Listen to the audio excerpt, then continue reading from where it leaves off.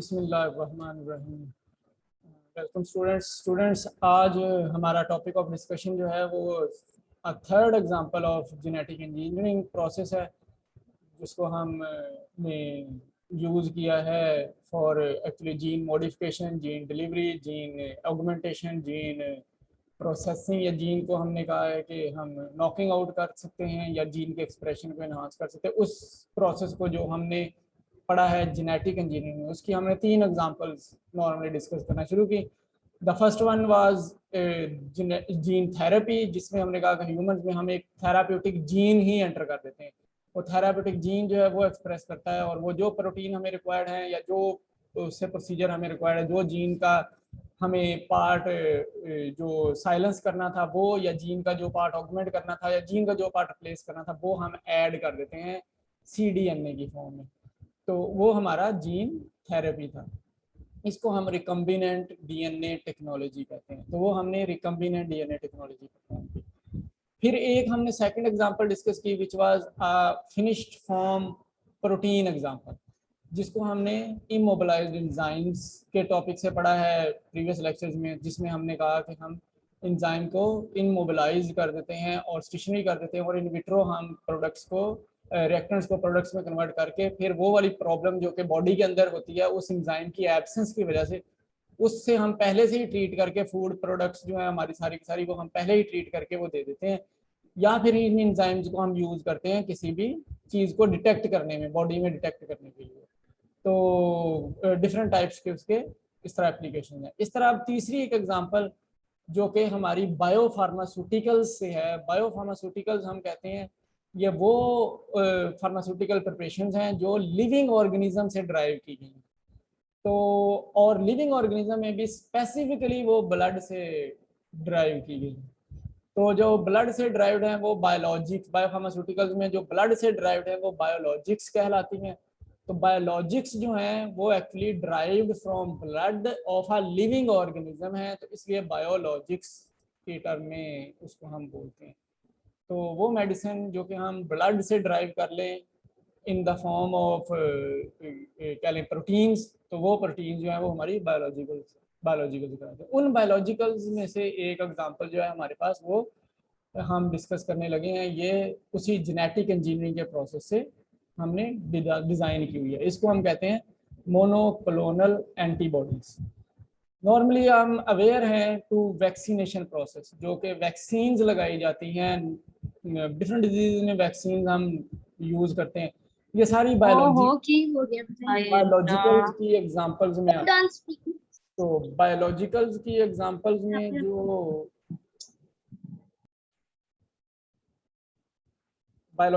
Examples में जो सारी की सारी हमारी वैक्सीन्स हैं, उनका प्रॉब्लम ये है कि वो वैक्सीन के लिए हमें कोई बूस्टर डोज रिक्वायर्ड होती है। एक टाइम पीरियड के बाद वो ख़त्म हो जाती हैं। जो इम्यूनोग्लोबुलिन बनने होते हैं, हम एंटीजेनिक सब्सटेंस लगाते हैं, उससे इम्यूनोग्लोबुलिन बनते हैं। वो जो इम्यूनोग्लोबुलिन बनना होता है वो एक टाइम पीरियड तक रहता है, उसके बाद फिर हमें बूस्टर डोज लगाना पड़ता है।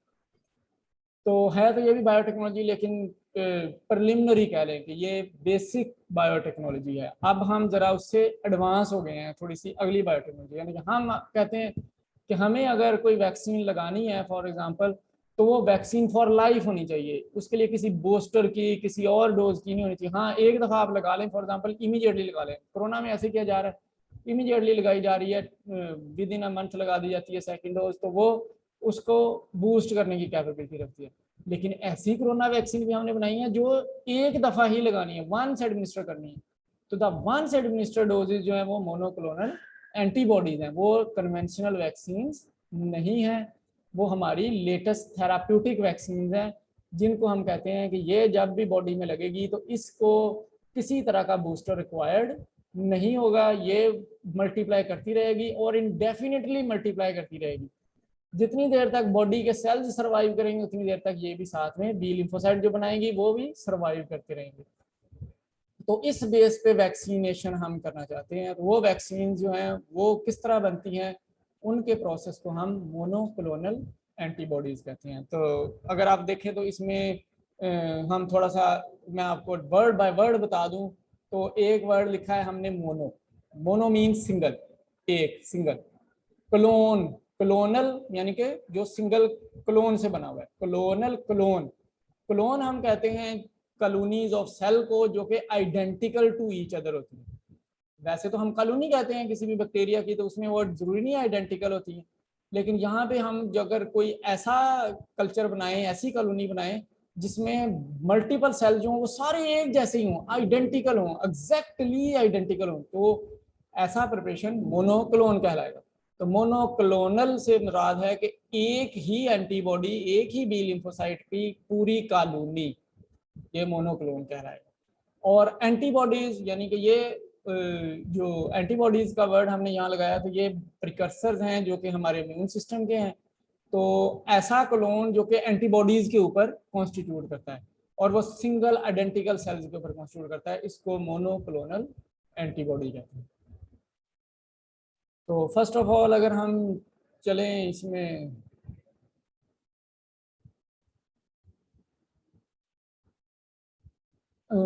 हम थोड़ा सा अवेयर हैं, यानी कि आप स्टार्ट कर लेते हैं फ्रॉम एंटीबॉडीज। तो एंटीबॉडीज किस क्या होती हैं? एंटीबॉडीज एक्चुअली प्रोटीन्स मॉलिक्यूल्स हैं which are actually secreted against an antigen, against a material which is not the part of our body, and body consider it as a foreign molecule or a molecule which actually deteriorating our body system. That molecules are antigens. So whenever an antigen enters into our body, our immune system actually respond by producing some immunoglobulins, and those immunoglobulins are protein molecules known as antibodies, and these are very specialized group of cells. ये वो specialised group of sales हैं जो सिर्फ उस antigen के against secrete हुए हैं, ये किसी और के अगेंस्ट एक्टिव नहीं है, ये उस एंटीजन के अगेंस्ट सिक्रीट होते हैं। तो वो स्पेशलाइज सेल जो सिक्रीट होते हैं वो बी लिम्फोसाइट्स कहलाते हैं। ये प्लाज्मा सेल्स होते हैं, प्लाज्मा में ट्रेवल करते हैं। तो बी लिम्फोसाइट्स जो है वो फिर उस एंटीजन के साथ बाइंड करते हैं और उस एंटीजन को खत्म करते हैं, डीएक्टिवेट करते हैं। तो यही प्रोसेस जिसमें हम कहें कि एंटीबॉडीज जो हैं वो प्रोड्यूस हो अगेंस्ट एन एंटीजन, जब वो एंटीजन से बॉडी एक्सपोज हो जाए और वो एंटीबॉडी जो है वो ग्लाइकोप्रोटीन की बनी हुई होती है, ग्लाइकोप्रोटीन की अपीयर होना शुरू हो जाए हमारे ब्लड में, तो इसको हम कहते हैं कि ये होस्ट ने डेवलप किया है towards an immunity to that antigen, immunity against that pathogenic entry, immunity against a disease causing organisms entry into the body, उसके अगेंस्ट जो उसका रिस्पॉन्स है बॉडी का वो एंटीबॉडीज, ग्लाइकोप्रोटीन एंटीबॉडीज के तौर पे प्रोड्यूस किया जाता है। तो इसी रिस्पॉन्स को हम कहते हैं ये नेचुरल इन्फेक्शन है। जो नेचुरल इन्फेक्शन बॉडी में होता है, यानी कि पस बनना शुरू हो जाती है, पस सेल्स इकट्ठे होना शुरू हो जाते हैं वाइट ब्लड सेल की फॉर्म में, ये वाइट ब्लड सेल के अंदर मूव करती हैं एंटीबॉडीज, तो वाइट ब्लड सेल की फॉर्म में जमा होना शुरू हो जाते हैं, प्लेटलेट्स जमा करते हैं, एग्रीगेशन होती है, तो इसको हम नेचुरल इन्फेक्शन कहते हैं। और नेचुरल इन्फेक्शन से फिर एक्टिव इम्यूनाइजेशन, इसका मतलब है कि ये एक एक्टिव इम्यूनाइजेशन हो जाती है कि अगर वो एक दफ़ा एंटीजन आ गई है तो उसके अगेंस्ट ये इतनी सारी एंटीबॉडीज बन जाएंगी और इतनी सारी एंटीबॉडीज जो हैं वो प्लाज्मा में स्प्रेड हो जाएंगी और ये प्रोसेस एक्टिव इम्यूनाइजेशन कहलाएगा। तो response to a natural infection, कोई भी इन्फेक्शन हुआ उसके अगेंस्ट जो रिस्पॉन्स है वो बी लिम्फोसाइट्स बनाएगा। वो बी लिम्फोसाइट्स जो हैं वो इम्यूनोग्लोबुलिन्स हैं जिनको हम एंटीबॉडीज कहते हैं। तो ये जो एंटीबॉडीज का प्रोड्यूस हो जाना against antigen naturally is known as immunisation, ये एक्टिव इम्यूनाइजेशन कहलाता है। तो क्योंकि एंटीबॉडीज जो है वो इम्यून सिस्टम का पार्ट हैं, तो ये हमारा एक defensive mechanism of the body है, उसको डिमॉन्स्ट्रेट करती हैं। तो डिफेंसिव मैकेनिज्म ऑफ बॉडी जो है वो defensive mechanism of body against a foreign substances entry into the body है। तो कोई भी फॉरेन पार्टिकल जब बॉडी में एंटर होगा तो उसके अगेंस्ट फिर एंटीबॉडीज डेवलप होना शुरू होंगे। ये अब डिपेंड करता है कि how much quantity of the invader have been entered into the body. अगर वो बहुत ज़्यादा क्वांटिटी में इंटर हो गया तो आपका इम्यून सिस्टम इनसफिशिएंट होगा उसके अगेंस्ट एंटीबॉडीज बनाने में, तो वो उसके अगेंस्ट फिर एक्शन नहीं ले सकता, तो वो फिर प्रोपेगेट करना शुरू होगा। ये फर्स्ट है। फिर सेकेंडली दोबारा होगा तो वो और ज़्यादा एंटीबॉडीज प्रोड्यूस होंगी, तो वो फिर उसके साथ रिएक्ट करेंगी, तो एंटीबॉडी का सेकेंड फिर रिएक्शन शुरू हो जाएगा और वो ज़रूरी है कि वो फिर एंटीजन को वो इनएक्टिवेट कर देंगे अगर बी लिम्फोसाइट रिएक्ट करेंगे। अगर बी लिम्फोसाइट फिर इनसफिशिएंट हुए तो फिर टी लिम्फोसाइट होते हैं, वो सेल टू सेल डेथ काज करते हैं, तो किलर सेल्स भी कहलाते हैं। तो टी लिम्फोसाइट फिर सिक्रीट होते हैं, वो फिर किलर रिस्पॉन्स देना शुरू करते हैं जो कि हाइपर सेंसिटिविटी रिएक्शन कहलाता है, तो उससे फिर हाइपर सेंसिटिविटी होना शुरू हो जाती है। अच्छा चलें, अपार्ट फ्रॉम दीज हम कहें कि जब भी एक एक्सपोजर होगा किसी भी एक एंटीजन का, एंटीजन जो कि एक फॉरेन पार्टिकल है, बॉडी का पार्ट नहीं है, वो एंटीजन कोई माइक्रो ऑर्गेनिज्म है, वो एंटीजन कोई ना कोई और इंग्रेडिएंट है जो आपने लगा दिया, इवन के कोई बॉडी का पार्ट लगा दिया, जैसे ट्रांसप्लांट किया जाता है किसी भी ऑर्गन का, तो वो जब बॉडी में आ गया तो उसके अगेंस्ट एंटीबॉडीज बनना शुरू हो जाएंगी। तो एंटीबॉडीज जब भी बनेंगी तो वो एक तरह की एंटीबॉडी नहीं बनेगी, वो जितने एंटीजन के ऊपर डिटर्मिनेंट लगे हुए होंगे, जितने एंटीजन के ऊपर ऐसे पार्ट लगे होंगे जिनको आपका इम्यून सिस्टम रिकॉग्नाइज कर सकता है, रीड कर सकता है, तो जितने रीडिंग पार्ट लगे हुए होंगे, यानी कि वो जो एपिटोप होता है एंटीजेनिक डिटर्मिनेंट जो कि एंटीजन के ऊपर एग्जिस्ट करता है, वो एंटीजेनिक डिटर्मिनेंट कोई 2 या 3 बेस पेयर का नहीं होता कि आप कहेंगे वो इतना ही कॉपी होना है, वो बड़ी लंबी चौड़ी बेस पेयर इसके ऊपर कॉन्स्टिट्यूट करता है। तो अगर आप समझे कि 3 बेस पेयर कॉपी होके एक बी लिम्फोसाइट बन रहा है और वो जो है वो 20 बेस पेयर के ऊपर कॉन्स्टिट्यूट करता है, तो आप कितनी वैरायटी के, फॉर एग्जांपल आप तो फिर एक 100 टाइप्स ऑफ बी लिम्फोसाइट्स उससे बन जाएंगे, डिफरेंट वैरायटीज के कॉपी हो के, 3 कॉपी कर लें, फिर वो मिक्स करके एक छोड़ के अगला 3 कॉपी कर लें, फिर 2 छोड़ के कर लें, ऐसे अगर आप कॉपी उसको करना शुरू करें तो वो एक बहुत सारे बी लिम्फोसाइट्स कॉपी होकर इम्यून सिस्टम के प्रिकर्सर्स बनना शुरू होते हैं। तो जब भी कोई एंटीजन आती है बॉडी में तो उसके रिस्पॉन्स जो होता है एंटीबॉडीज के फॉर्म में, वो मोनोक्लोनल नहीं होता।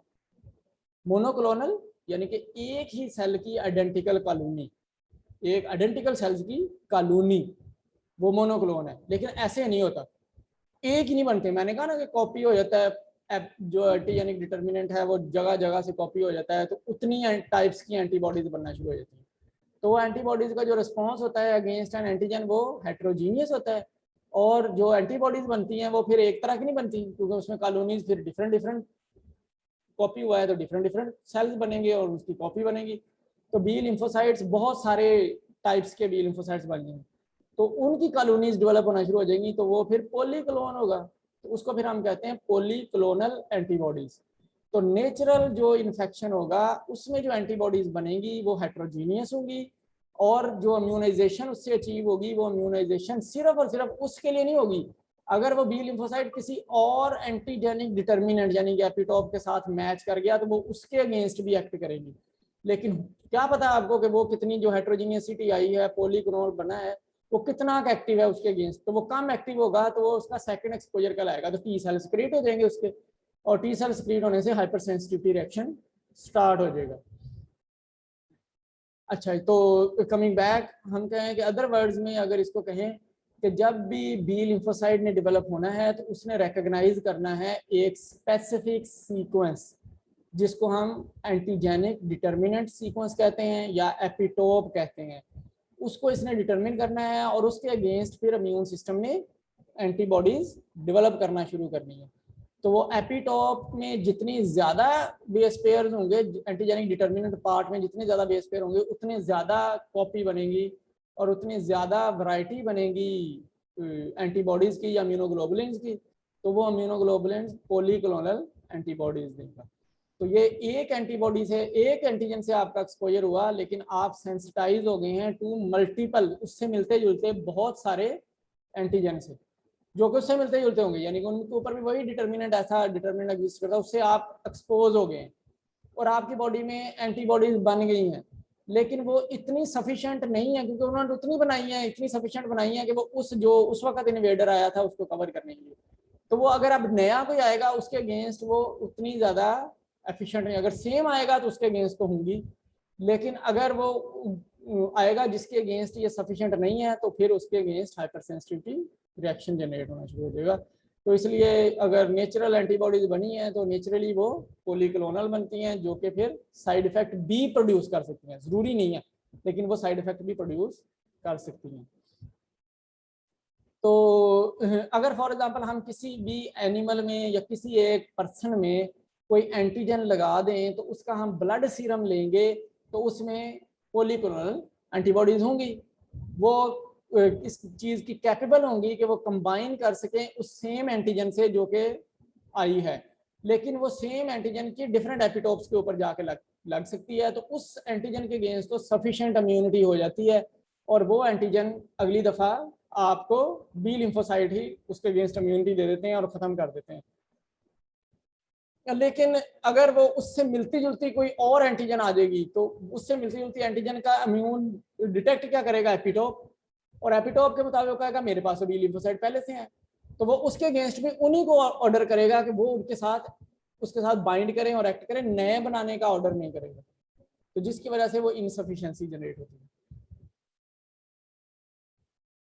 तो एक और वेरिएशन भी है इसी तरह से कि अगर एक एंटीबॉडी है जो कि किसी एक सेम एपिटोप के ऊपर अटैच करती है, बाइंड करती है, फिर भी उसकी डिफरेंट एबिलिटीज हैं बाइंड करने की एपिटोप को, यानी कि एक एंटीबॉडी उसी तरह की एंटीबॉडी उसी एपिटोप से बनी है लेकिन उसकी एबिलिटी डिफरेंट होगी टू बाइंड दैट एपिटोप। वो कोई कंपेटिटिवली जल्दी बाइंड करने की कैपेबिलिटी रखती है और कोई कंपेटिटिवली इनहिबिट हो जाती है कि वो उसके साथ बाइंड नहीं कर सकती। तो इसका मतलब है कि फिर जो भी हमने इम्यूनाइजेशन, एक एक्टिव इम्यूनाइजेशन समझी है कि कोई एंटीजन बॉडी में आ जाए तो उसकी एक्टिव इम्यूनाइजेशन है, लेकिन उसमें तो बहुत से प्रॉब्लम है। फिर एक्टिव इम्यूनाइजेशन में जो भी एंटीबॉडीज बनी हैं उनकी एपिटोप के साथ जो अटैचमेंट है वो स्पेसिफिक नहीं हो रही, वो उसकी एबिलिटी डिफरेंट है टू अटैच द एपिटोप। तो इसका मतलब है हमें कोई ऐसी एंटीबॉडी ही चाहिए जिसकी बहुत ज्यादा स्पेसिफिसिटी हो अगेंस्ट द एपिटोप, वो हर दफा उस एपिटोप के आने पे उसके अगेंस्ट एक्ट कर सके, उसके साथ अटैच कर सके। तो ऐसी एंटीबॉडीज की एक एम्पल अमाउंट, बहुत ज्यादा अमाउंट जो कि सारी एंटीजन को कवर कर सके, वो लेना जरूरी हो गया, उनको आइसोलेट करना जरूरी हो गया। तो वो फिर पॉलीक्लोनल क्लोन जो बनता है नेचुरल इन्फेक्शन में, उसमें से एक का इतना होना कि वो स्पेसिफिकली बाइंड कर दे उस एंटीजन में, ये सफिशिएंट नहीं है प्रोसेस। और सेकेंडली फिर पॉलीक्लोनल से एक पर्टिकुलर मोनोक्लोन एंटीबॉडी जिसकी ability to bind that epitope सबसे ज्यादा है, वो आइसोलेट करना भी बहुत डिफिकल्ट प्रोसेस है, ताकि सिर्फ उसको ग्रो कराया जाए वो आइसोलेट हो जाए।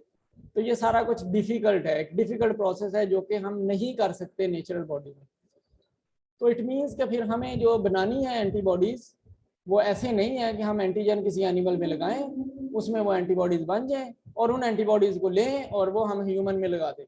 ये इतना सिंपल प्रोसेस नहीं है, क्योंकि वो सफिशिएंट नहीं है to give a proper immunity against that antigen. तो इसलिए फिर हमने डेवलप की है एक टेक्निक जिसमें हमने कहा है मोनोक्लोनल एंटीबॉडीज हमने बनाई है। ये किसी एक ही एंटीबॉडी प्रिकर्सर जो कि वेरी स्पेसिफिकली बाइंड कर सकता है, have higher ability to bind an epitope, वो हमने डिजाइन की है। वो वाली एंटीबॉडी की हमने कल्चर बनाया है, उसका हमने एंटीबॉडी का एक कॉलोनी बनाई हुई है जो स्पेसिफिकली बाइंड कर सकती है उस एंटीजन के ऊपर, उसकी एबिलिटी सबसे ज्यादा है टू बाइंड दैट एंटीजन।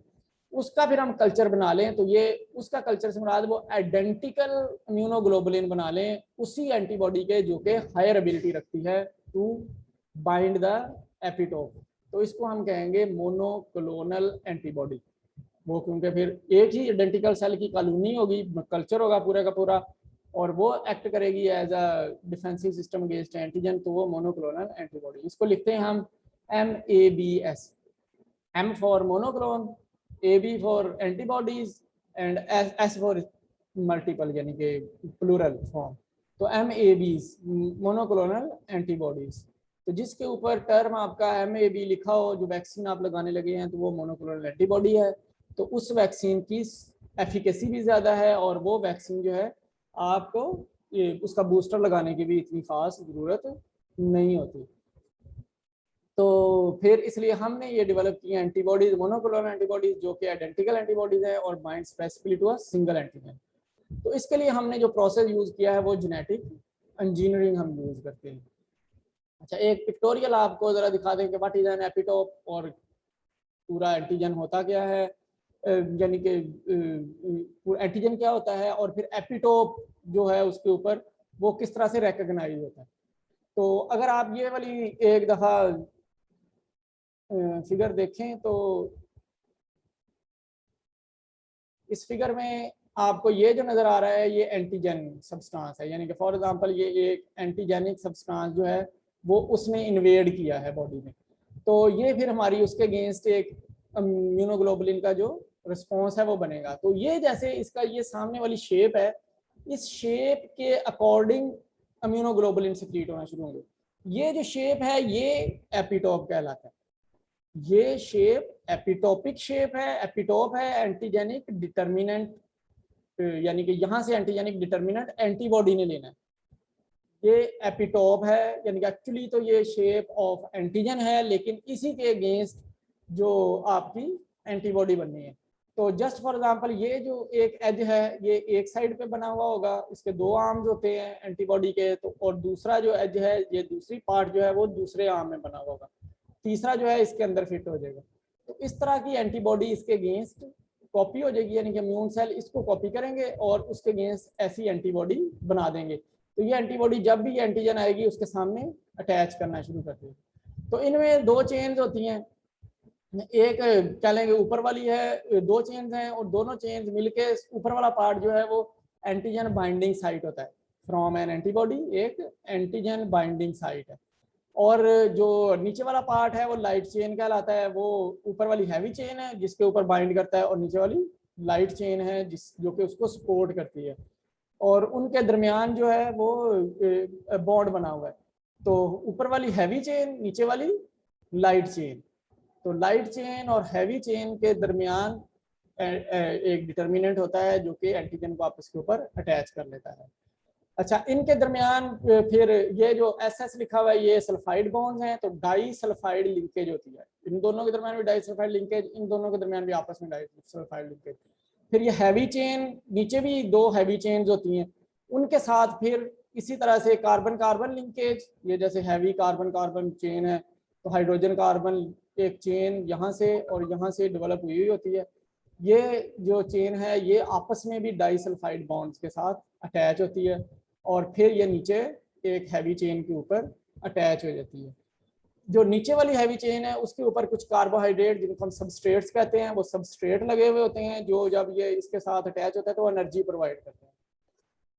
और इसी तरह से अफेक्टर, ये जो नीचे वाला रीजन है इसको हम अफेक्टर रीजन कहते हैं।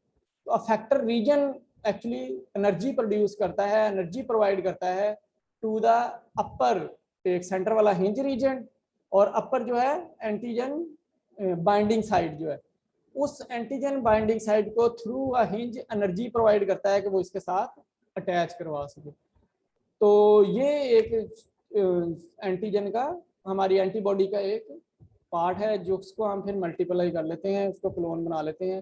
तो ये क्लोन जो होता है फिर ये हमारा मोनोक्लोनल एंटीबॉडी बन जाती है। अच्छा, अब हम थोड़ा सा अब आगे हम मोनोक्लोन की तरफ। तो व्हाट इज अ मोनोक्लोन?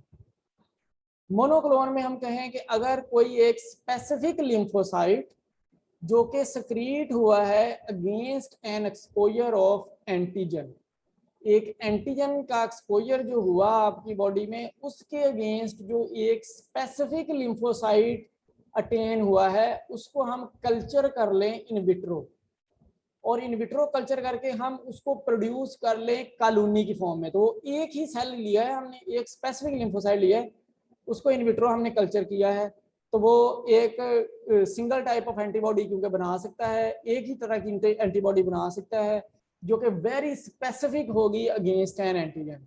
वो एक उसी एंटीजन के अगेंस्ट स्पेसिफिक होगी, वो किसी और एंटीजन के अगेंस्ट स्पेसिफिक भी नहीं हो सकती क्योंकि वो इस एपिटोप के अगेंस्ट जो वेरी डिटर्मिनेंट सीक्वेंस की सेंटर डिटर्मिनेंट सीक्वेंस है उसके अगेंस्ट बनी हुई है। तो उसके अगेंस्ट जो फिर बनेगी उसको अगर हम इन विट्रो ग्रो करा लें किसी एक स्पेसिफिक लिम्फोसाइट को, तो वो एक कॉलोनी बन जाएगी और उसकी स्पेसिफिक सेंसिटिविटी होगी अगेंस्ट एन एंटीजन। तो जब वो अगेंस्ट एन एंटीजन स्पेसिफिसिटी होगी उसकी, उसके साथ बाइंड कर देगी, तो फिर उसको हम एक बहुत बड़ा कल्चर बन जाएगा, कॉलोनी बन जाएगी, जिसको हम मोनोक्लोनल एंटीबॉडी कहेंगे। तो मोनोक्लोनल एंटीबॉडीज जो है वो फिर इसका मतलब है हमने ड्राइव की हुई है from single clone of cell. तो एक सेल के क्लोन से, यानी कि सिंगल सेल का क्लोन से मुराद क्या है कि हमने एक लिम्फोसाइट जो बी लिम्फोसाइट है वो आइसोलेट किया है against an infection of N antigen, तो उसमें से उसको हमने इन विट्रो ग्रो करा के तो बहुत ज्यादा कर लिया है, उसको एक लार्ज क्वांटिटी में कन्वर्ट कर लिया है, बहुत बड़ी कॉलोनीज में कन्वर्ट कर लिया, इतना ज्यादा कर लिया है कि अगर हम वो बॉडी में लगाएं तो उसके अगेंस्ट जब एंटीजन फिर आएगी उस बॉडी में तो वो सफिशिएंट होंगी उसको इनएक्टिवेट करने के लिए, उस एंटीजन को इनएक्टिवेट करने के लिए। तो ये जो क्लोन है हमने बना लिया मोनोक्लोनल एंटीबॉडीज जो फिर सिंगल क्लोन ऑफ सेल से हैं जो सिर्फ एक किस्म की एंटीजन को ही रिस्पॉन्ड करेंगी। तो जब अगर हम कोई वैक्सीन लगा रहे हैं बॉडी में तो वो सिर्फ एक एंटीजन के लिए होगी, यानी कि वो अगर कोरोना के अगेंस्ट लगाई जाए तो सिर्फ कोरोना एंटीजन के अगेंस्ट है वो वैक्सीन, वो किसी और उससे मिलता जुलता भी वायरस होगा तो उसके अगेंस्ट वो एक्टिव नहीं है, उसके अगेंस्ट अलहदा से इम्यूनाइजेशन होगी। यानी कि इससे मुराद ये है कि अगर हम वो क्लोन देते हैं तो वो जो नया इन्फेक्शन होता है वो हाइपर सेंसिटिविटी कॉज करता है, क्योंकि बी लिम्फोसाइट उसके पहले ही होते और वो बी लिम्फोसाइट सफिशिएंट ना होते उसको इनएक्टिवेट करने के लिए। तो इसको अवॉइड करने के लिए हम मोनोक्लोन एंटीबॉडीज बना के देते हैं।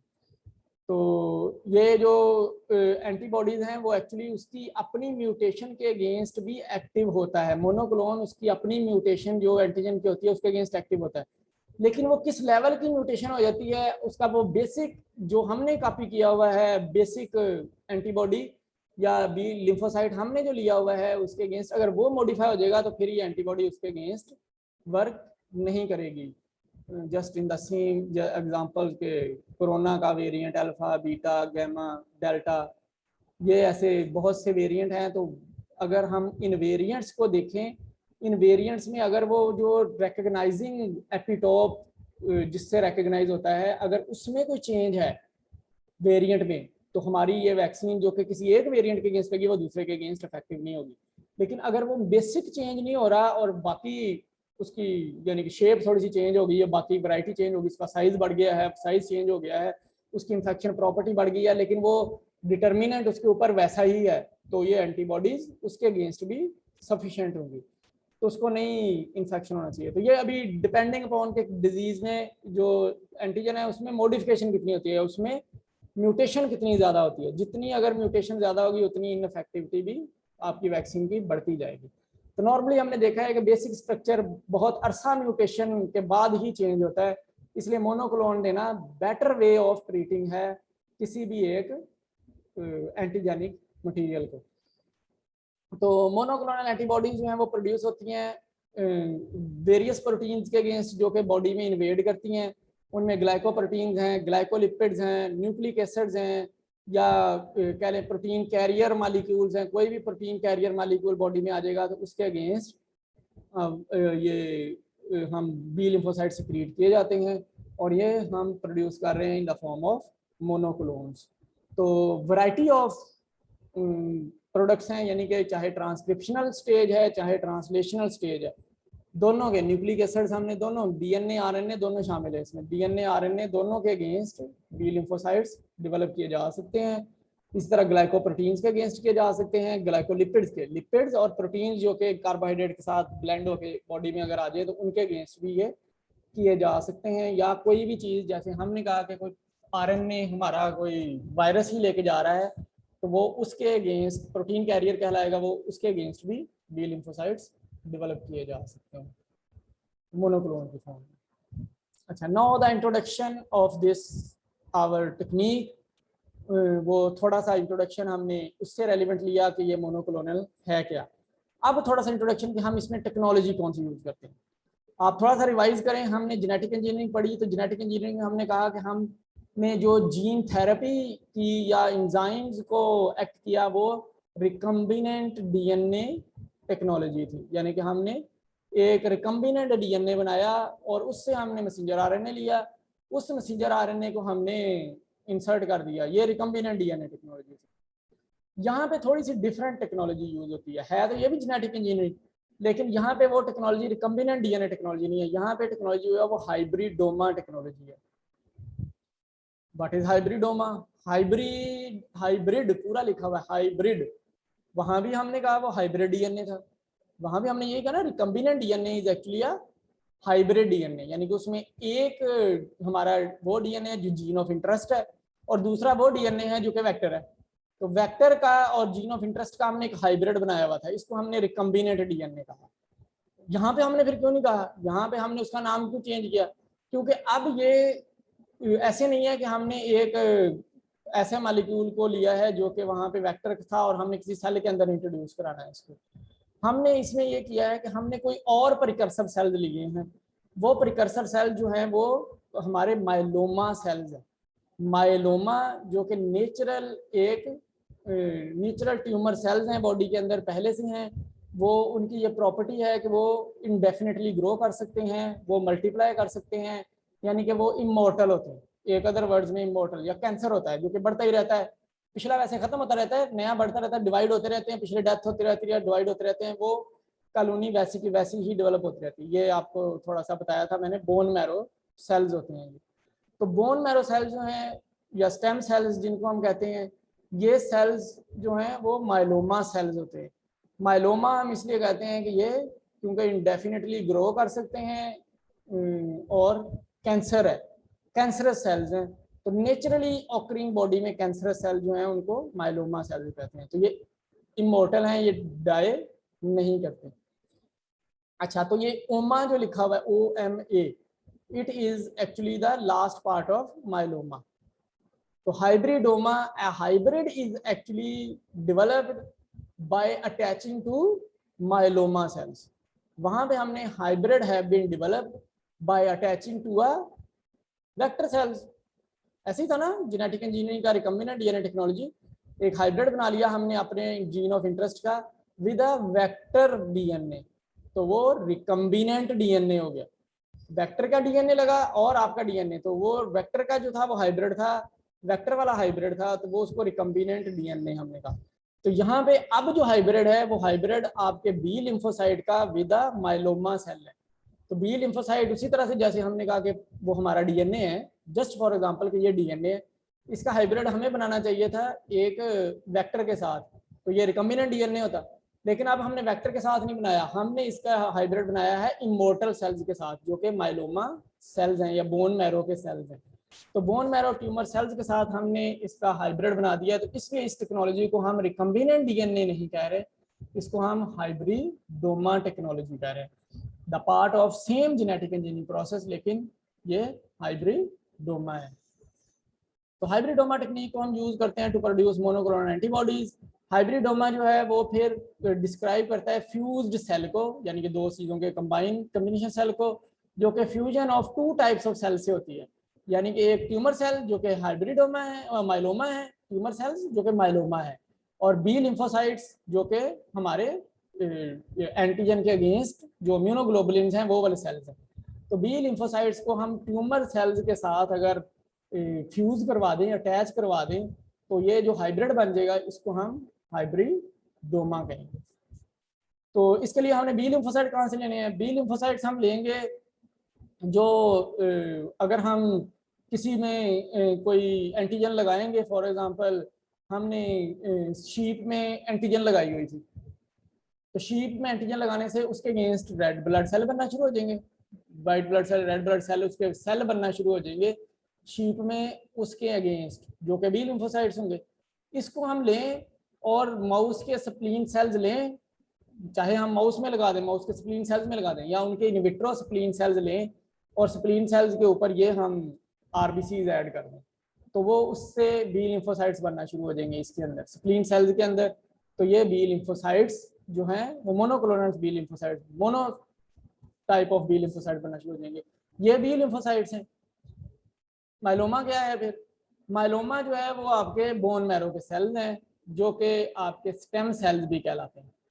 तो स्टेम सेल्स या बोन मैरो सेल्स आप ले लें, ये माइलोमा है। इनकी प्रॉपर्टी ये है कि ये इन्फिनिट टाइम तक कल्चर में ग्रो कर सकते हैं, ये कभी डाई नहीं करते, ये कभी ख़त्म नहीं होते, क्योंकि डिवाइड कर जाना है, पिछला ख़त्म होता जाना है तो नया आ जाना है, पिछला फिर ख़त्म हो जाना है तो अगला आ जाना है।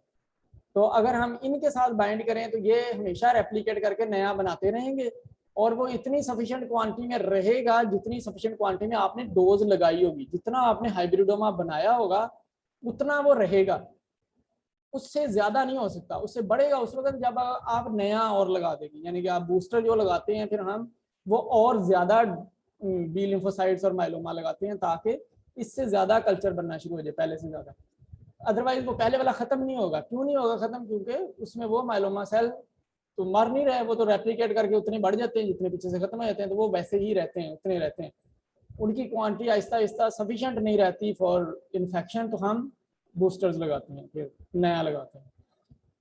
तो ये ज़रूरी भी नहीं है कि वो लगाना पड़े, क्योंकि हो सकता है हमने इतनी क्वांटिटी पहले ही लगाई है कि वो किसी भी तरह का वायरस जब बॉडी में आए फॉर अ लाइफ उसके अगेंस्ट सफिशिएंट हो। तो अच्छा, अब हम इन बी लिम्फोसाइट्स को इस माइलोमा सेल के साथ अगर हम फ्यूज करवा दें, अटैच करवा दें, तो फिर क्या होगा?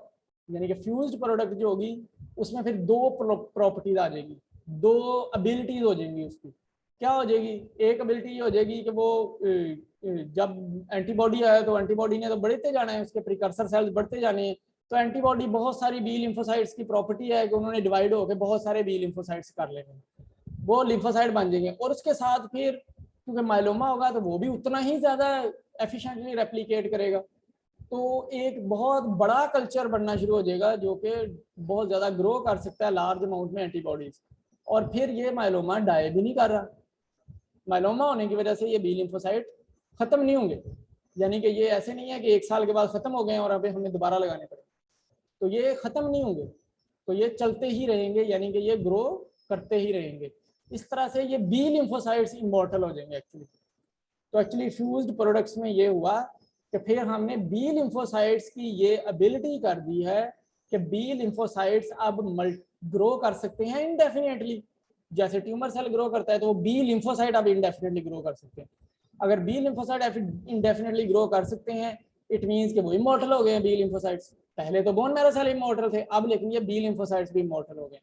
तो अब बी लिम्फोसाइट एग्जिस्ट करेंगे in the body of the person जिसको हमने ये इम्यूनाइजेशन लगाई है फॉर अ लाइफ या for a longer period of a time. तो ये वाली टेक्नोलॉजी हमारी जो कहलाती है इसको हम हाइब्रिडोमा टेक्नोलॉजी कहते हैं। तो आज का लेक्चर हमारा बच्चों इतना ही है, तो इंशाल्लाह फिर कल आपसे मुलाकात होगी। कल भी लेक्चर होगा इंशाल्लाह, तो उसमें आप लोग आ जाइएगा लाजमी, ताकि हम इसको यहीं